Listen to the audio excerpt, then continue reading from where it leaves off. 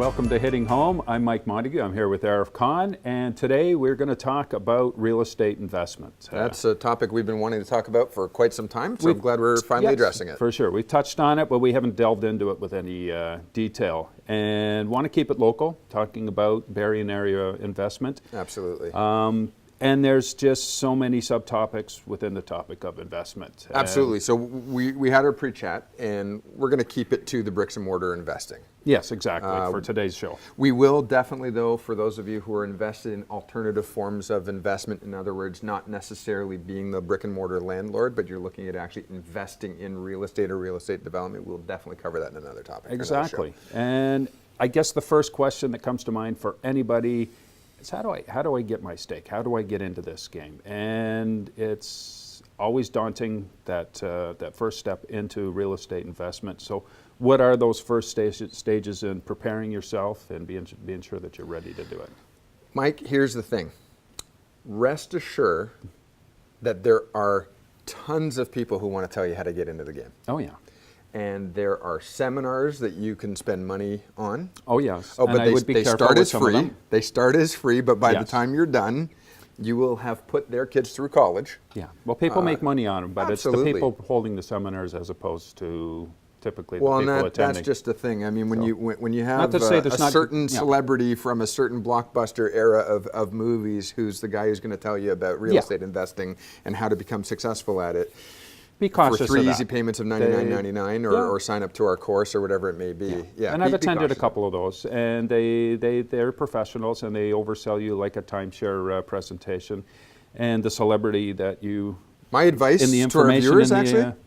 Sure, go ahead. Start one of those yourself. Start a series on how to become a professional. Become a professional first, then you can do your seminar. Absolutely. But I mean, there's a lot of them, and unfortunately that maybe intimidates some people. That's their avenue. They think they're going into it, and then they get discouraged and never revisit it. But then there's others who realize, talking to the people locally who have actually done it, there's a lot of good tips and advice. And there's no one formula for doing it. There's various ways to approach it. But yeah, and I think the key factor is, as with anything, it's sage advice, and I don't even know who gave it, so I'm going to steal it from somebody, whoever it was. The biggest disservice you can do to yourself is to compare yourself with somebody else. You're not in competition with your other friend who's done this, because you don't know what their circumstances were. You don't know where they got their start. Yes. Maybe they got a hand up from a family member. Maybe they had an inheritance. Maybe they're independently wealthy. Whatever it may be, it doesn't matter. That person is not you, and so you have to really make sure that you're fair to yourself. And look from within and set yourself up right. Exactly. But I think the other conversation that we really want to look at over the course of the show today is there could be people who are coming into this maybe at a young age in life, at an earlier stage in life. Maybe they are still living at home, or just finishing university or college, starting out, and maybe they want to look at this as an avenue. Well, then there's also the people who are in midlife and who are looking to real estate as another opportunity for investment or retirement. My own thinking on that, if you're just coming out of school and you've got your school debt and everything else, and you're still bouncing around, possibly not the best time to start focusing on this, because it takes a certain amount of focus. That's not to discourage. I know a lot of young people who have gotten involved literally right out of school. I dealt with a young fellow we both know who within the last year, he's just bought his second home. And given that time is on his side, he's got a lot of time to grow his equity and continue to repeat what he's doing. And again, anybody can do it, but what I would suggest is have a little bit of a foundation underneath you financially before you do it. And I don't mean that you need millions of dollars in the bank, but I mean, you don't want to take everything you've got and pour it into that first investment and have nothing over and above that to deal with those things that may come up when a furnace goes or this or that, and you find yourself forced to have to sell because you just don't have the capital. So I actually have that buffer zone to do it. So. I actually take a completely different view. And so I have a differing opinion. I'm going to disagree with you, in fact. But here's the thing. First on hitting home here. But, really? Well, we will make sure it's not the last. But here's the thing. It's about setting reasonable expectations. It's about managing those reasonable expectations. And I think for anybody who's interested in saying, they're watching the show and they're saying, how do I get into real estate investing? Here's my very first point to somebody.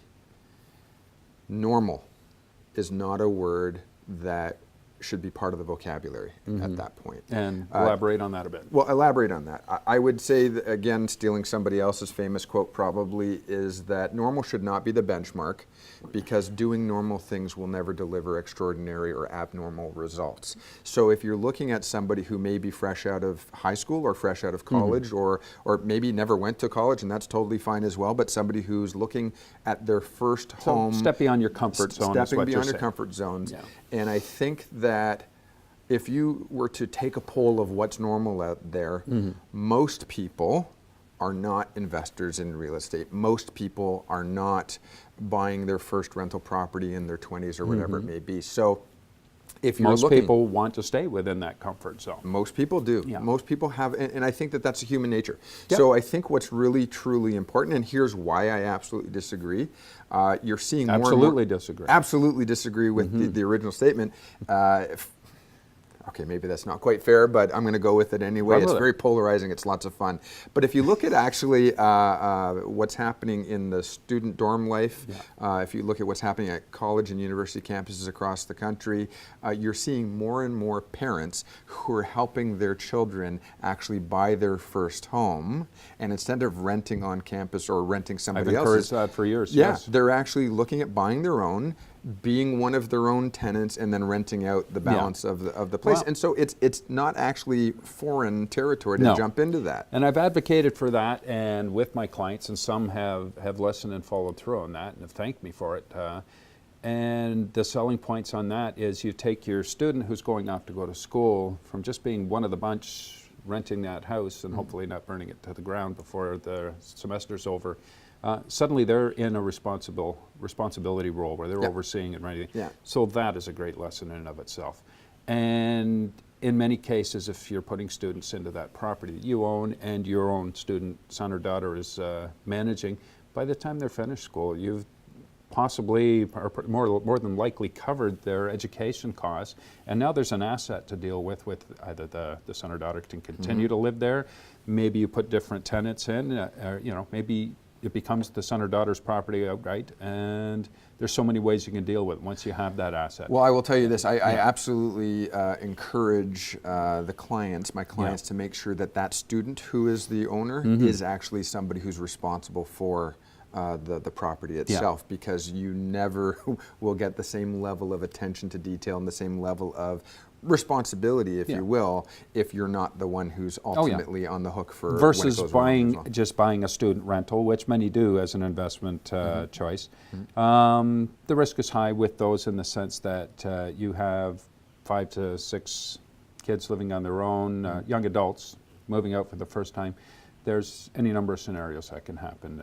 You're as much a social worker as you are a landlord in some instances, and that's not to put all students into that basket, but there's potential for things to go wrong. Well, listen, go in eyes wide open, right? With any tenant, and that's one of the skills that needs to be learned is screening for good tenants. And screening for good tenants is not necessarily finding that perfect tenant each and every time. It's if you're a good landlord, you can evolve someone into being a good tenant for you, and it's all in how you approach being a landlord. So there's many skills in that regard. But getting back to just what is the product. Hold that thought.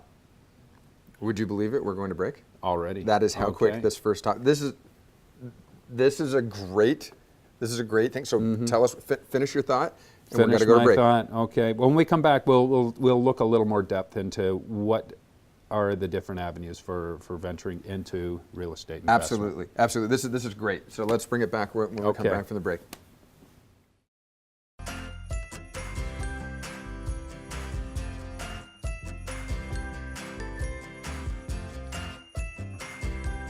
Welcome back to Hitting Home with Mike and Arif. We're talking about real estate investment. We're talking about actual investing in bricks and mortar, and we're having a heated exchange between whether or not this should be the first time home buyer, or whether this would be the first thing that you do, or as you mentioned, talking about setting a great foundation and getting the feet wet.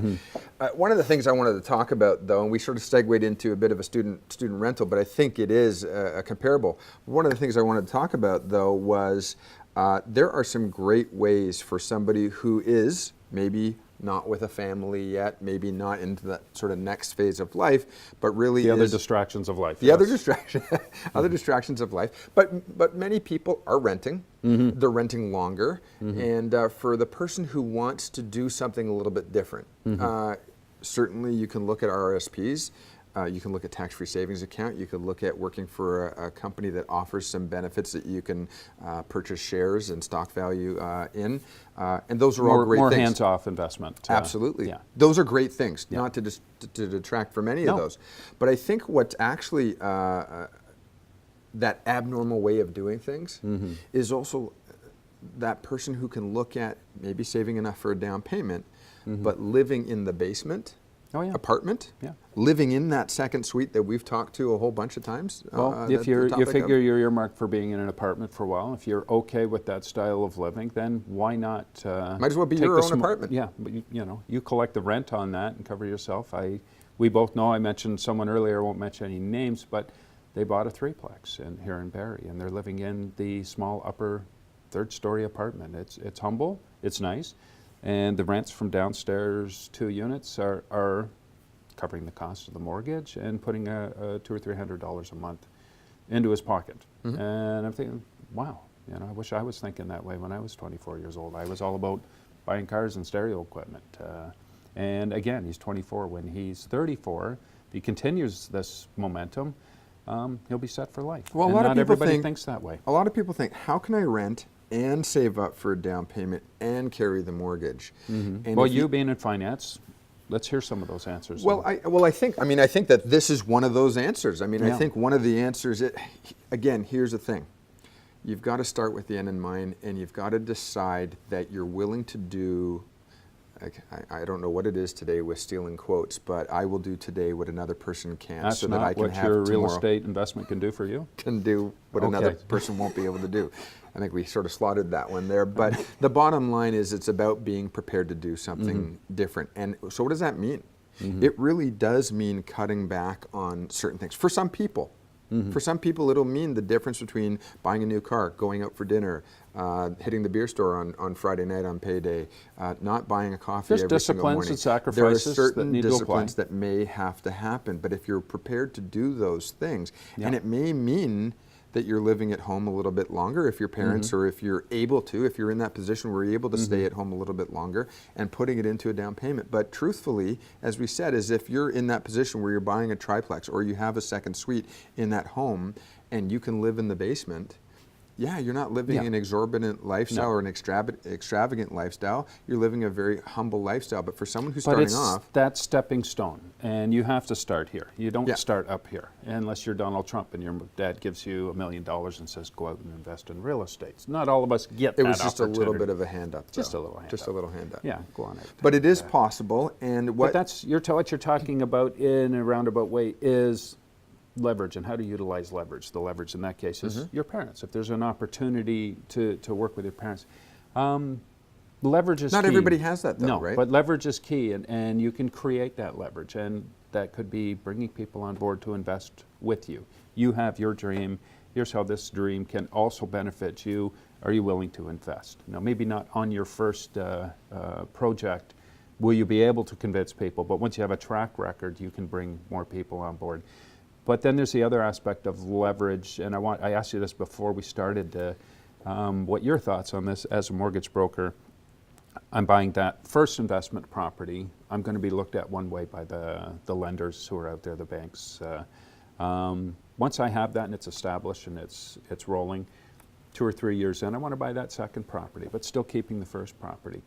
Are lenders going to look at me any differently? Am I seen in a better light now that I have an established track record, or am I seen as a higher risk because I'll then have 2 properties? Well, it's a very good question, and let's talk about it. Let's start first and foremost about that first about that first property because, I mean, it's very easy for us to sit and say, I mean, you can get in for 5% down, right? You still can get in for 5% down or 10% On down. an investment property you're not So going to live in? It depends on who your lender is. Right. It really does depend on, well, not that you're not going to live in, is different from one that you're going to live Exactly. in. That's and the so, other- again, you need to speak to your mortgage professional, Yeah. and you need to be very clear that you're going to live on the property or you're not going to live on the property, and there can be different guidelines for that. Yeah. So there's that's very benefits going in and benefits when you cash out to being the principal. Absolutely.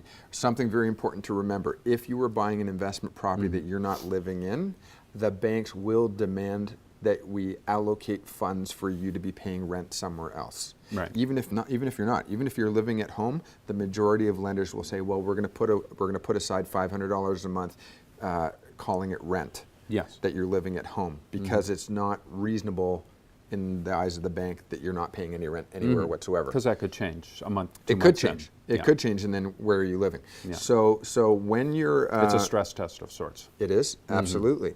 So in terms of down payment, though, let's say it's on an average home of $450,000 and 10% down is $45,000. You're not coming up with that overnight. No. True. So again, we talked about that discipline. Yes, we have to talk about the elephant in the room. Investing is not for everyone. No. Home ownership is not necessarily for everyone. We can't live in a world. There's a lot going on in the world that everybody has rights to everything. Yeah. But Okay, given the that's an alternatives, ideal. it's still one of the better That is an routes to ideal. go.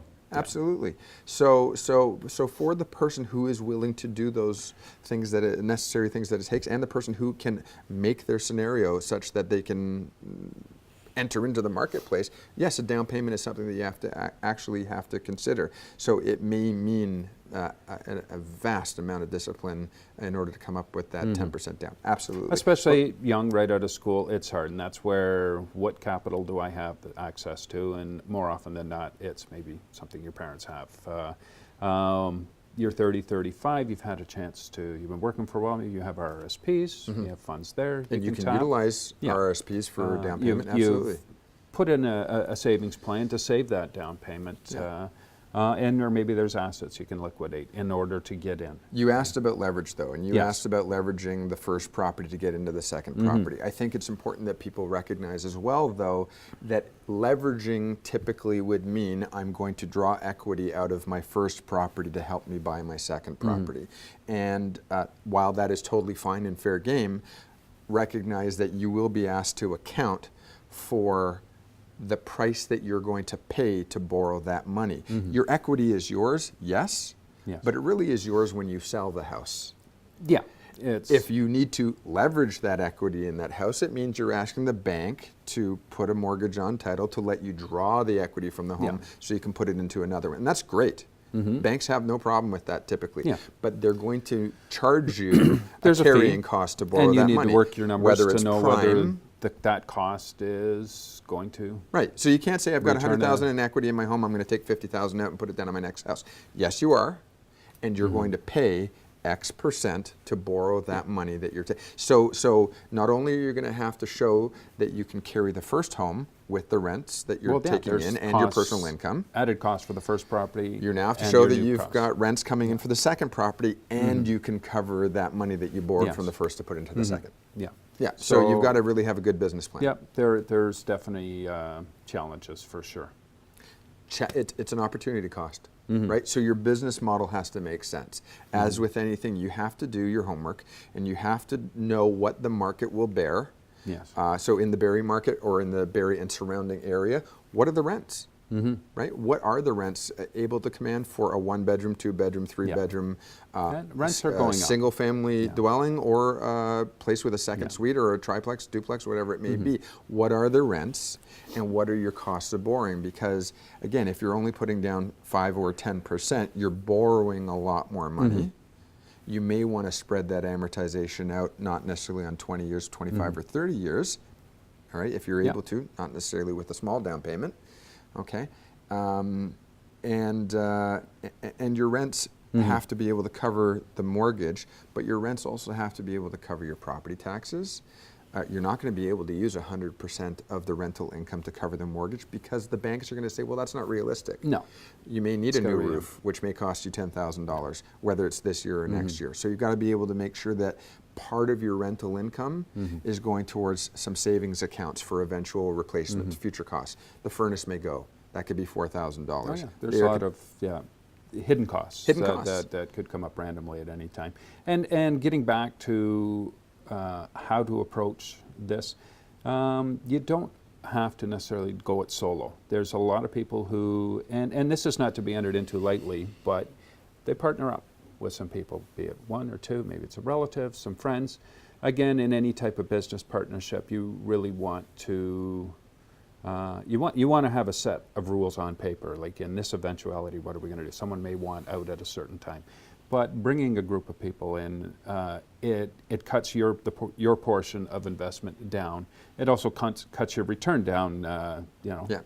By So as that's many a great things. point. But When we come back from the break. It may let you get in, and it doesn't mean each and every investment is going to go that way. You just hate this part, don't I you? hate this part. I'm not going to let you go. No, you're Our not. sponsors can I think wait. that's a great segue, though. It is a great segue. So talking about going alone or going in with a partner, let's talk about that when we come back. Let's also talk about new construction versus resale homes when we come back as well. Yes. Thanks, for Mike. Sure. Okay. I appreciate it. This is good.